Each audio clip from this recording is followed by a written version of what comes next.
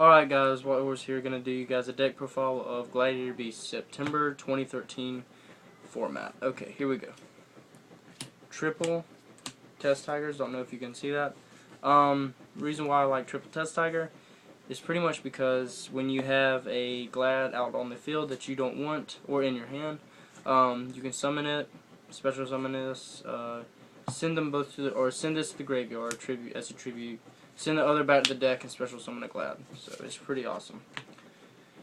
Triple Lakiri, Laquari, Lackery, whatever you want to call him. I call him Lakiri. He's pretty much in for the muscle. I would have taken one out for a Gladiator Beast Bestiari if he came to 2, but he did not come to 2. So 3 Lakiri. Next, Monster Reborn.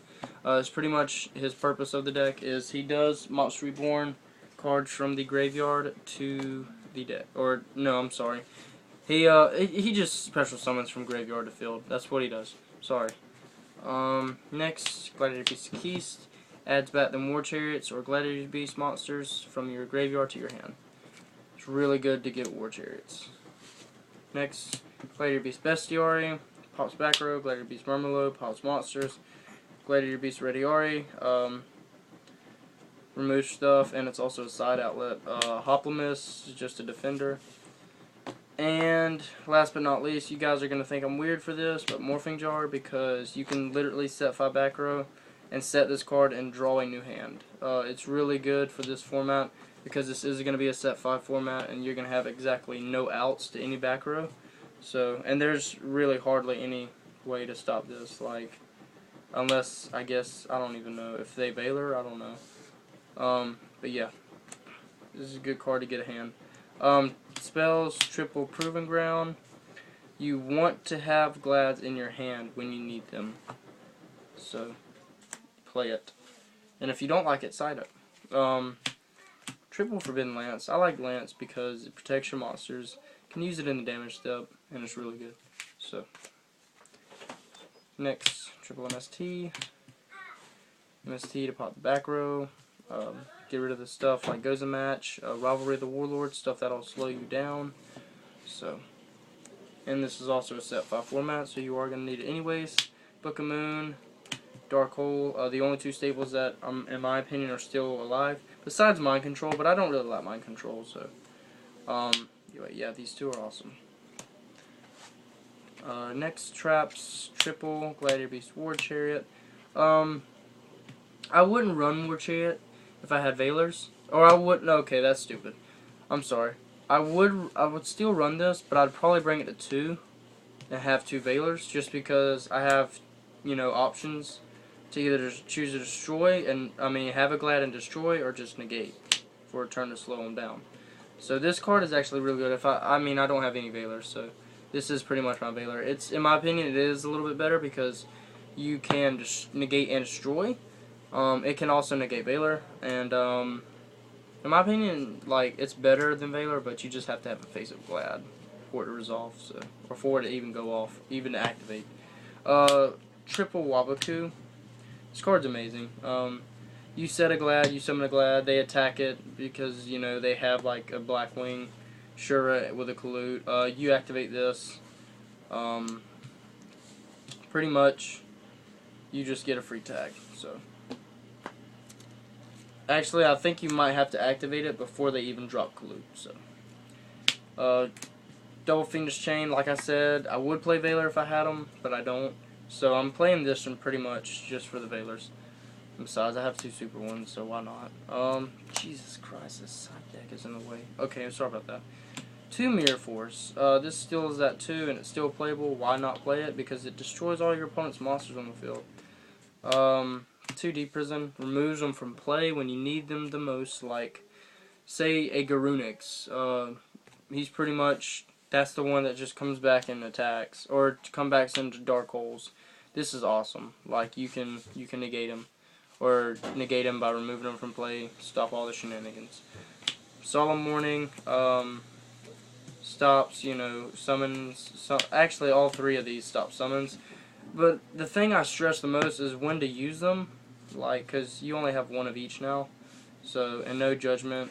I'm not running Starlight because I don't believe that anyone's really going to have a mechanism of destroying back row, and even if they do, it won't hurt that much. So, because usually you don't set that many back. I mean, you do set a lot of back row in Glads, but you don't set that many at a time. So, yeah.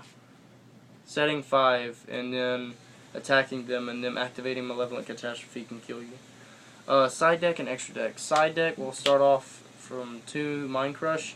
I like Mind Crush because of you can pretty much just look at their hand. Whatever they add from deck to hand, you can activate it. Whatever they added, you can send to their graveyard and look at their hand. It's broken. 2 Mind Drain for Kaloots, Mermills, stuff like that. 2 Light Imprisoning and 2 Shadow Imprisoning Mirrors for Dark Worlds, Black Wings, Boojins, I guess the new Blue Eyes deck coming out, that's Light Constellars, Evil Swarms, stuff like that. So, those are always good.